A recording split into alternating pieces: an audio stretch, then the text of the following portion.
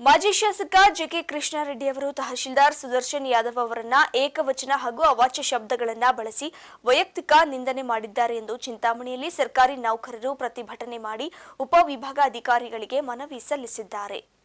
August 24ರಂದು ಮಾಜಿ ಶಾಸಕ JK ಕೃಷ್ಣಾರೆಡ್ಡಿರವರು Kadapa bypass ಪಕ್ಕದಲ್ಲಿರುವ ಜೆಕೆ ಭವನದಲ್ಲಿ ನಡೆದ ಪತ್ರಿಕಾಗೋಷ್ಠಿಯಲ್ಲಿ ಚಿಂತಾಮಣಿ ತಾಲೂಕು ತಹಶೀಲ್ದಾರ್ ಆರ್ ಸುದರ್ಶನ್ ಯಾದವ್ ಅವರನ್ನ ಏಕವಚನ ಹಾಗೂ ಅವಾಚ್ಯ ಶಬ್ದ ಬಳಸಿ ವೈಯಕ್ತಿಕ ನಿಂದನೆ ಮಾಡಿದ್ದಾರೆ ಎಂದು ಆರೋಪಿಸಿ ಇಂದು ಸರ್ಕಾರಿ ನೌಕರರ ಸಂಘದ ಪದಾಧಿಕಾರಿಗಳು ತಾಲೂಕು ಕಚೇರಿ, ನಗರಸಭೆ, ತಾಲೂಕು ಪಂಚಾಯಿತಿ ಕಚೇರಿ, ಬಿಒ ಕಚೇರಿ, ಪೌರ ಕಾರ್ಮಿಕರು ಹಾಗೂ ಶಿಕ್ಷಕರು ಸರ್ಕಾರಿ ನೌಕರರ ಸಂಘದ ನೇತೃತ್ವದಲ್ಲಿ ನಗರದ ಪ್ರವಾಸಿ ಮಂದಿರದಿಂದ ಪ್ರತಿಭಟನಾ ಜಾಥಾ ಪ್ರಾರಂಭಿಸಿ ನಗರದ ಪ್ರಮುಖ ಬೀದಿಗಳಲ್ಲಿ ಘೋಷಣೆಗಳನ್ನು ಕೂಗುತ್ತಾ ಪ್ರತಿಭಟಿಸಿದರು.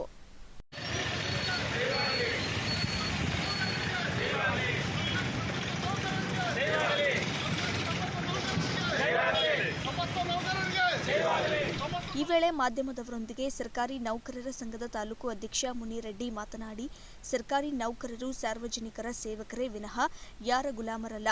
ಒಂದು ವೇಳೆ ಸರ್ಕಾರಿ ನೌಕರರು ಕಾನೂನಾತ್ಮಕವಾಗಿ ಕರ್ತವ್ಯ ನಿರ್ವಹಿಸುತ್ತಿಲ್ಲವೆಂದು ಕಂಡುಬಂದಲ್ಲಿ ಆ ನೌಕರರ ವಿರುದ್ಧ ತಾವು ಮೇಲಾಧಿಕಾರಿಗಳಿಗೆ ಹಾಗೂ ನ್ಯಾಯಾಲಯಗಳಲ್ಲಿ ದೂರನ್ನ ಸಲ್ಲಿಸಬಹುದು ಎಂದರು.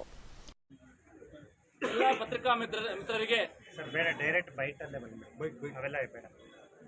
ಸ್ವಾಗತವನ್ನು ಕೋರುವ ಮೂಲಕ ಈ ಮೂಲಕ ತಮಗೆ ತಿಳಿಯಪಡಿಸುವುದೇನೆಂದರೆ, ಇಂದು ಚಿಂತಾಮಣಿ ತಾಲೂಕಿನಿಂದ ದಿನಾಂಕ 28/7/2024ರಂದು ಎಲ್ಲ ಸಮಸ್ತ ಸರ್ಕಾರಿ ನೌಕರರು ಅಂದರೆ ಸುಮಾರು 1000ಕ್ಕೂ ಹೆಚ್ಚು ಸಂಖ್ಯೆಯಲ್ಲಿ ಮೌನ ಪ್ರತಿಭಟನೆಯನ್ನು ತಾವು ಹಮ್ಮಿಕೊಂಡಿದ್ದೇವೆ.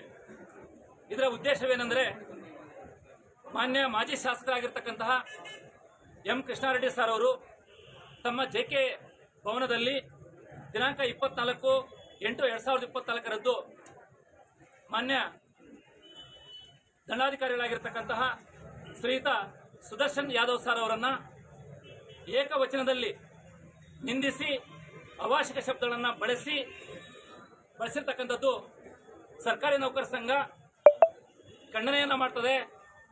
ಇದು ಸರ್ಕಾರಿ ನೌಕರರಿಗೆ ನೋವುಂಟಾಗಿರ್ತಕ್ಕಂಥದ್ದು.